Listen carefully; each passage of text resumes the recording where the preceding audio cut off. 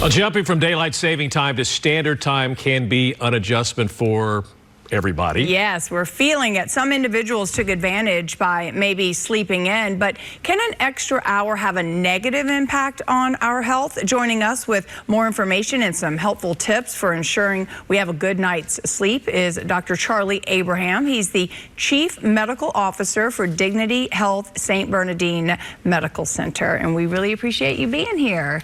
Thank you for having me. Yeah, good to see you. Okay, so we're going to talk about the negatives, but I'm going to ask the question, is there any health benefits to this change? So from my vantage point, there are a lot of consequences for shifting back and forth, but health benefits are really negligible to non-existent. There may be some societal benefits for getting up early, seeing the sunlight, feeling active, maybe having more positive outcome on life, but not really health benefits. So any negative effects to what the time we're in now, standard time, that you can really think of? Yes, so every time the time changes, even going into standard time, what happens is our clocks shifts, our internal clocks. So mostly you see it in sleep disruption. But there's also a lot of evidence that the mood also gets disturbed, and you have more depression, increased risk of traffic accidents. Certain hormones in your body go off, like stress hormones, a hormone that helps you become drowsy and go to sleep. So there's a lot of negative effects of going even into standard time. Well, we were just talking about it. I 100% felt it. I slept well, but I was emotional yesterday. I'm like, what is my problem? So I'm just going to blame it on the standard time. Probably has something to do with that, yes. Okay, so let's get to some of these tips. It's important to keep on a regular sleep schedule. Sometimes hard in the news business, but it's important for everyone to do that. Absolutely, absolutely. So the most important thing is to keep your internal clock in sync with what's the outside is giving you clues about and cues, is basically to anchor your wake-up time.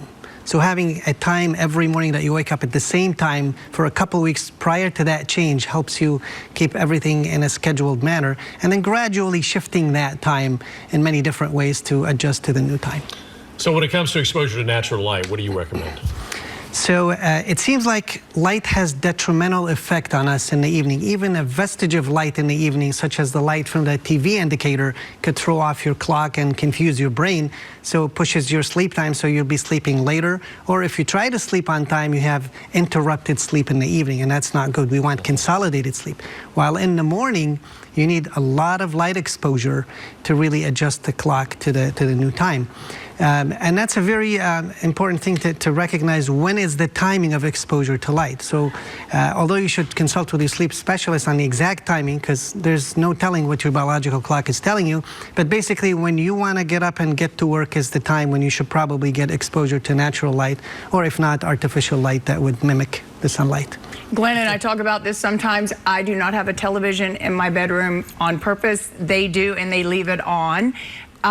It's screen time. You're saying an hour before bed, cut it off. Correct. And if you're very sensitive to light, you probably should 2 hours to 3 hours start dwindling down. But especially the blue light at night has detrimental effect on how your brain handles the cycle. All right, and lastly, you should just avoid hard exercise prior to bedtime. So that means working out after work is not good, or? Working out is always good. I'm not going to recommend against it, but doing it too close to bedtime, your body heats up, your metabolism go up, and then what happens is your body gets warm, and the body likes it cold, quiet, and dark to go to sleep. So that hard exercise closer to bedtime could really interfere with your sleep, and you could have interrupted sleep or actually delay your cycle. So what do we need, 3 hours before the workout and sleep? Or so if it's a hard exercise, I would say in the last 3 hours, you probably shouldn't do hard exercise 2 to 3 hours. Okay. Light exercise, walking a couple hours before, I think is always beneficial. Whenever you can get exercise in, I'm all for it. Yes. Okay. All right. Fantastic. Walk the dog early. Yes. Thank you so much. Great tips. Thank you for having me. And once again, Dr. Charlie Abraham is the Chief Medical Officer for Dignity Health St. Bernardine Medical Center. And for more information, you can visit dignityhealth.org. And of course, we appreciate you being here. Thank you for having me. Thanks for coming in. Thank you. Notice Casey was paying close attention to that interview. Yeah, because we both felt so off yesterday. Yeah.